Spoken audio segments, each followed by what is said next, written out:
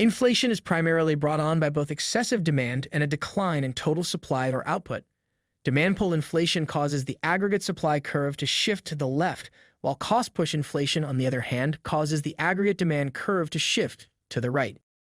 Here are some preparations you can make regardless of how soon or how far away a recession may be.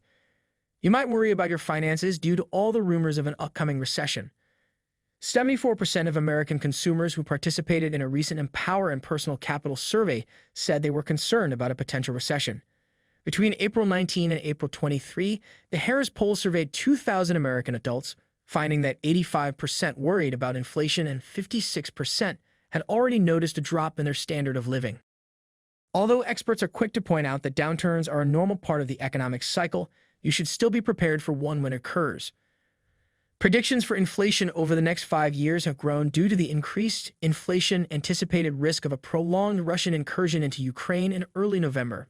Because of the noticeable spike in hostility on February 24, expectations of inflation have increased once more as oil prices move up. By using historical correlations and the term spread, we may determine the probability of a recession. We will see a recession starting in June 2023 if one utilizes a 30% criterion for calling recessions. This effectively captures all previous recessions and also predicted a recession in 1999 and 2000. After effects of the 2023 depression. Even when we could disagree on its definition, we can all agree that it has a detrimental effect on the economy and the standard of living of its population. Because we lose our source of income during recession while costs are also rising, these times are challenging. When there is widespread mistrust in the free market system during a recession, frenzied selling of stocks causes stock markets to plummet. These are further signs of a recession. Real estate markets that are failing, declining stock prices, salary declines, or stagnation.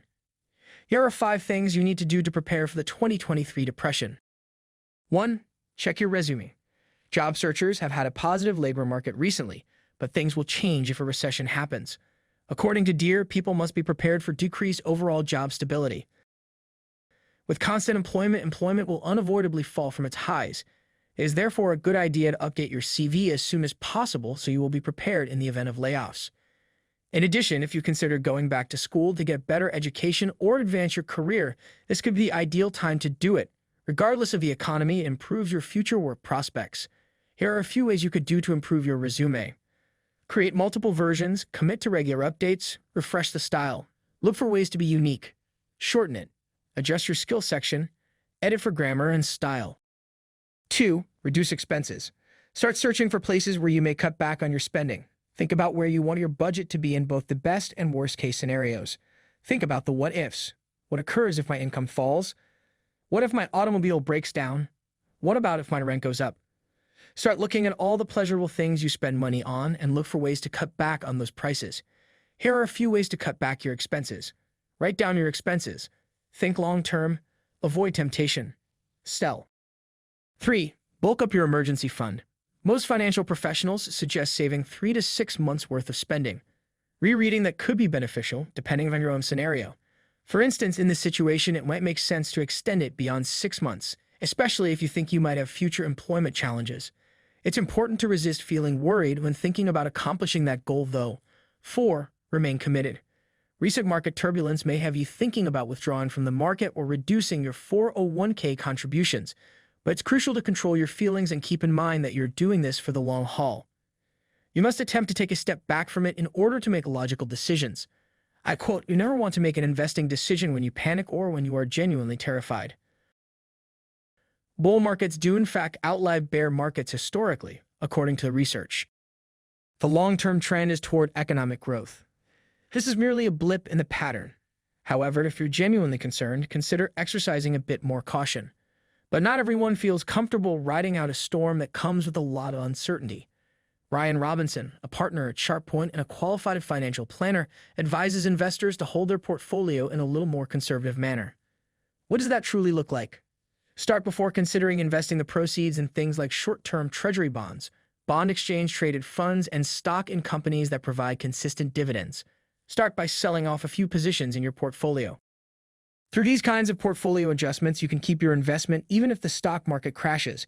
You need to do things gradually. Pros advise spreading out the purchases across a few months and buying with the intention of keeping it for at least a while before selling. Assets come in a variety of forms. The most valuable, non-renewable resource in the world for millionaires is their time. So how exactly do millionaires spend their most precious resource, their time?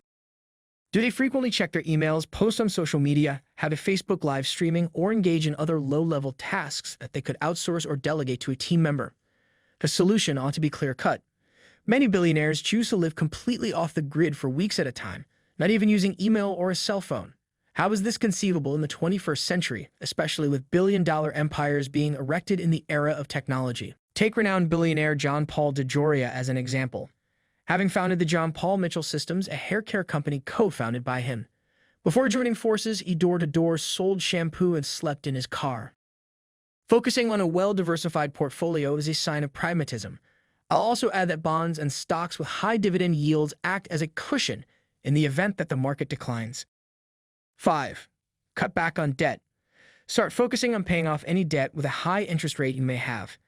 Additionally, to prepare you for job loss, it's also projected that charges will increase as a result of Federal Reserve rate increases. According to creditcards.com, the average national credit card rate increased beyond 17% for the first time in more than 2 years in response to the Fed's most recent rise. Rate increases are expected from the central bank for the rest of the year. If you want to handle a market decline on your own, preparation is only half of the approach. Experts suggest taking advantage of the chance to buy stocks at a discount. Only if you have extra cash available, purchase mutual funds or other investments that you feel comfortable letting sit in the market for a time until stock prices recover. It can be quite difficult to find the ideal market slump to purchase at, therefore getting counsel from a market technician or brushing up on technical analysis. Because fear is such a potent motivator, it's usually a smart idea to buy if it seems like everyone is tossing out the baby with the bathwater. What advice really caught your attention? How are you preparing for the impending depression in 2023? Comment down below, and I'll catch you next time.